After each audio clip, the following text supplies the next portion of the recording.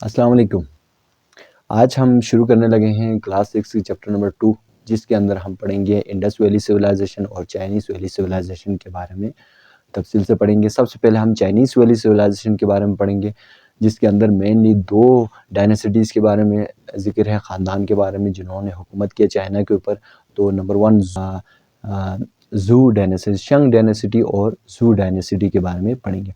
तो Chinese valley civilisation, जैसे कि हमने पीछे लेक्चर्स के अंदर पीछे चैप्टर में पढ़ा था, चैप्टर नंबर 1 के अंदर जो एंशिएंट वैली सिविलाइजेशन का ही इसी का सीक्वेंस आगे चल रहा है। तो पहले हमने मिडिल ईस्ट के बारे में पढ़ा था। मिडिल ईस्ट के अंदर जितने भी इराक़ हो गया, मिस्र हो गया, इन सब के अंदर कौन कौन सी एंशिएंट सिविलाइजेशंस काम कर रही थी पुराने ज़माने में, वहाँ हुआ करती थी, ठीक है। जिसके अंदर बेबीलोनियन, इसके अलावा हमने पढ़ा था Egyptian civilisation, Sumerian valley civilisation, river valley civilisation, ये सब हमने पढ़ लिया था। तो अब हम आ गए हैं जी ये एशिया के अंदर, ठीक है।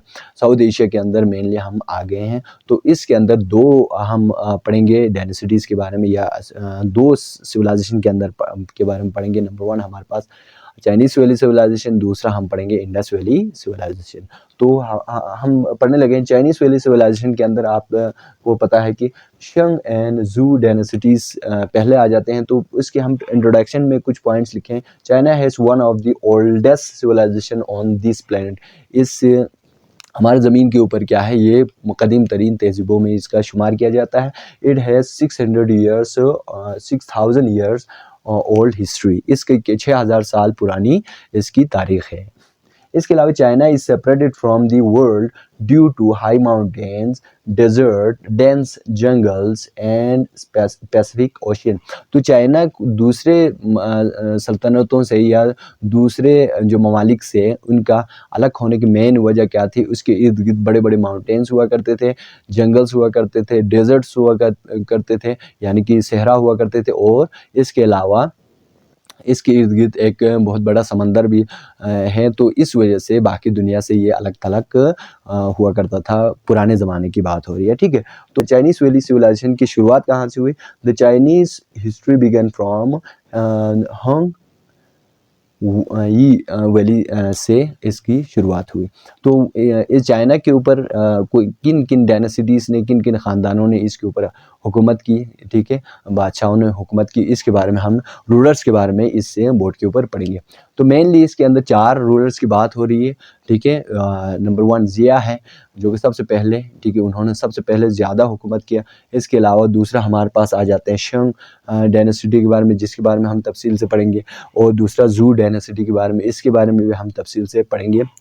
और लास्ट में क्वीन डायनेसिटी के बारे में हम पढ़ेंगे। तो सबसे पहले क्या था जी, ज़िया डायनेसिटी के अंदर, Xia dynasty ruled most of the northern China for approximately 1100 years. 1100 साल तक उन्होंने ज़िया डायनेसिटी के जो बादशाह ने इसके ऊपर, चाइना के ऊपर हुकूमत किया, जिसके अंदर एक हुक्मरान था जो कि उसमें सरफ़हरिस्त से या उसको जाना जाता है, जी उसके ऊपर द एम्परर जी वाज द रूलर। जी क्या था, एक हुक्मरान था। तो इसको किस वजह से मशहूर है?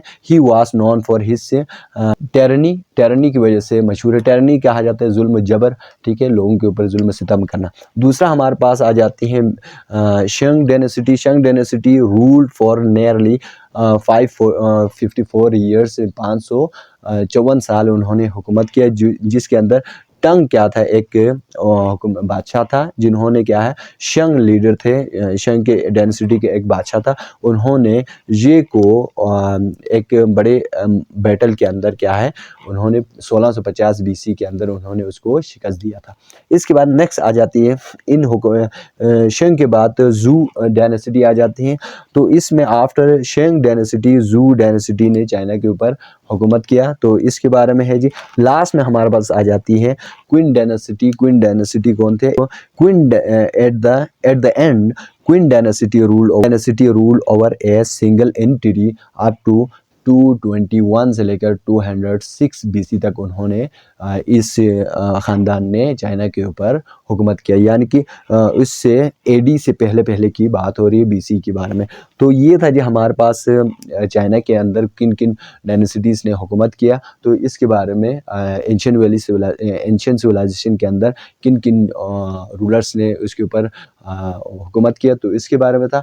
आगे नेक्स्ट हम पढ़ेंगे शिंग और जू डायनेसिटी की कौन कौन से गवर्नेंस थे, कैसे वो हुकूमत करते थे, और साथ में उसके हायरार्की के बारे में पढ़ेंगे। नेक्स्ट हम पढ़ेंगे उसके डिस्कवरीज़ के बारे में, और वो कैसे ज़िंदगी गुजारते थे, इन सब के बारे में तफसील से डिस्कस करेंगे।